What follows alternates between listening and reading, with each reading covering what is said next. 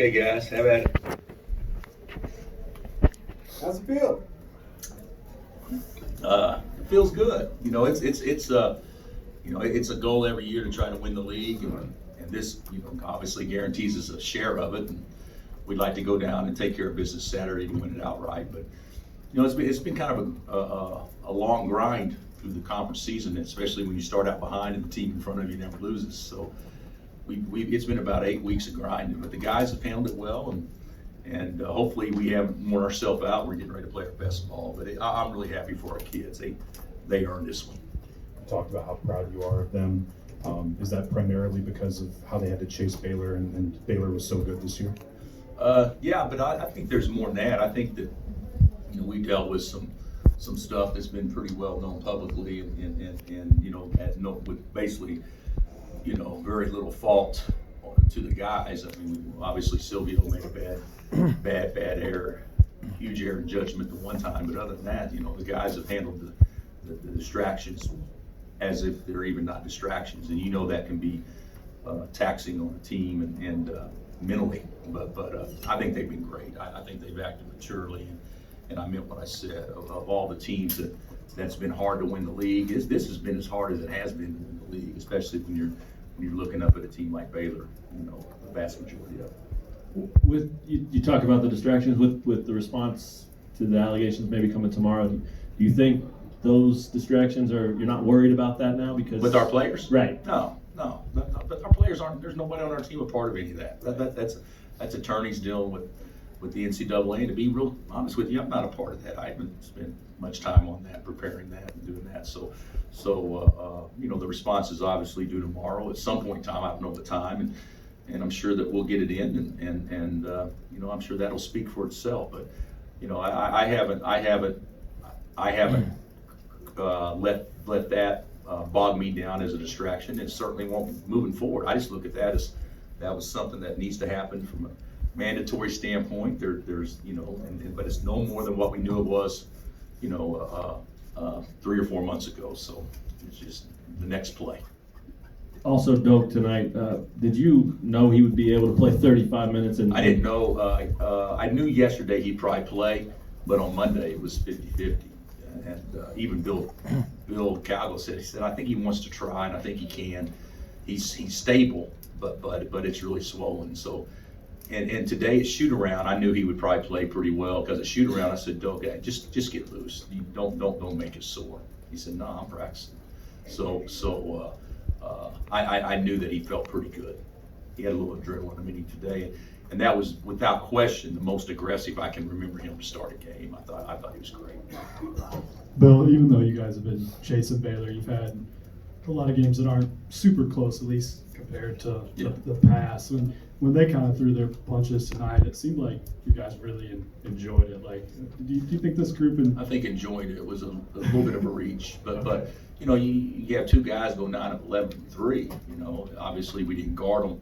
But even if they're wide open, you don't go 9 of 11. So I don't know if you remember what game was it? Iowa State made 11 threes or whatever the first half, or 10 or whatever, and we were still up 10. It wasn't that tonight, but the guy, those two play like that, and we're still right there. And then second half was no better to start, and then Marcus kind of got us going there defensively, and then Doc got on a little roll there. But we played pretty well the second half, I thought. What's that tell you about your guys, that they can respond like that? Well, two dudes are just going nuts. Well, it tells me that I think that obviously we need to play inside out, because the ability to drive the ball and get the ball to Doak. But the other thing is, and you guys know, you can't get outscored 30 points from the 3-point line every game and still expect to have success. We've got to do a better job. And a team can get hot against you, but that team tonight played zone, and we got off 12 threes and made 3 against the zone. So we got to do a better job of stretching the defense and guys being more aggressive to shoot the ball, because it's not going to. You're messing with fire if you're just relying on outscoring somebody by 40 points from inside the arc in order to win. That's not a good formula for success, even though it worked tonight. since we didn't really know if Doak would play, he had that injury. To score 31, the most since Manning did it on his senior night. Do you I was think, a part of that one too. Do you think we witnessed the greatest performance on the senior night? You know what? I was part of Danny's, and I would say that tonight was probably better just because the game was closer. I was part of that. You know, that night, Danny's senior night, and we weren't very good at Okie State. I didn't have a lot of confidence coming into that one.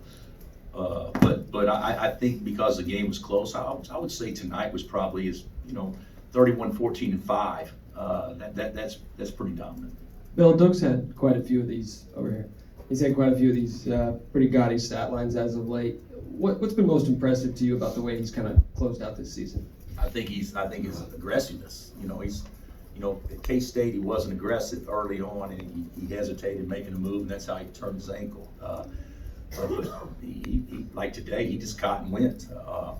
And so I think that's the thing, the thing that he is playing to a very impressive level of athleticism that he hasn't consistently done with in a long time.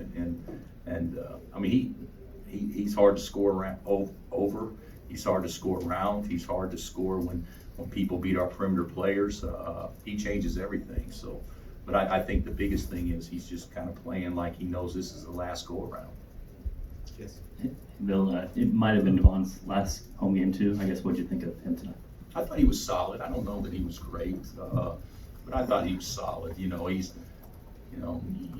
get 18 and you're just solid. That's pretty good. So I think that the way they played, you guys know the way that you could take him out of a game is to play zone against him, and that's what they did. So, but he still got 18. So I thought he played well. I did. I thought he and Doak were by far the two best players we had tonight, but he got 4 steals and he did a nice job. He got careless a couple of times, as you guys all know, but for the most part, I thought he was rock solid. Coach, back here, Udoka, every player's got a different backstory to get here. His is obviously not the same as all the other guys, but coming over and being away from his family and all that stuff. You talked a little bit on the court about him growing and all that. Just how proud are you of him personally for sticking through all those tough times and getting to where he is right now? Yeah, when Doak visited here on his official visit, he's 15 years old, and he didn't look 15, but he's 15 years old, and yeah, I'm proud of a lot of guys that have come here and persevered and done it. His perseverance wasn't from, it was pretty tragic, obviously losing his father and his mom wanting to go to America to see if there's a possibility of a better life, and to think that your mother could love you so much that she could give you up to move away is pretty remarkable. I don't know that I think I would be too selfish to do that with my own child. So that's pretty remarkable. And then he moved in with the best host family ever with Harry and Donna, and had a good structure there. But just to see him grow up, I mean, if you guys have interviewed him, who could ever think that he could talk 12 straight minutes? And I thought I thought he forgot to thank a couple of custodians that may have held the door or something at some point in time. But I was amazed of how much he's matured. He's so confident in himself right now. Bill, back here. The Big 12, I guess the general perception is it's top heavy, but do you think it's deeper than most people think? Do you think TCU could be like a dangerous team, so to speak? Yeah. Going forward. I do think it's top heavy from an appearance standpoint. There's no question. And people used to say the league was mediocre because we've always had parity. Even when we won the league with 14-4 or something like that. And so people would say, well, there's a lot of good teams in there, but there's no great ones. When you look at the Big Ten this year, the winner in that league is going to have 6 losses. And certainly nobody's saying that it's not the best league in America. So I don't think our league has got probably the due from a recognition, even though the metrics say it was the best league for several years in a row. This year, it probably doesn't rate out that way, but if things fell right, you could still get 7 teams in the tournament if things fell right. If TCU wins Saturday and they go win a game or two in the tournament, they're going to get in. And, you know, OU may have to do something, but Texas, they can get in. Certainly West Virginia will get in, and Tech will get in. I mean, there could be a chance that I thought 5 was the number, but I think there's a chance that we could get more than 5.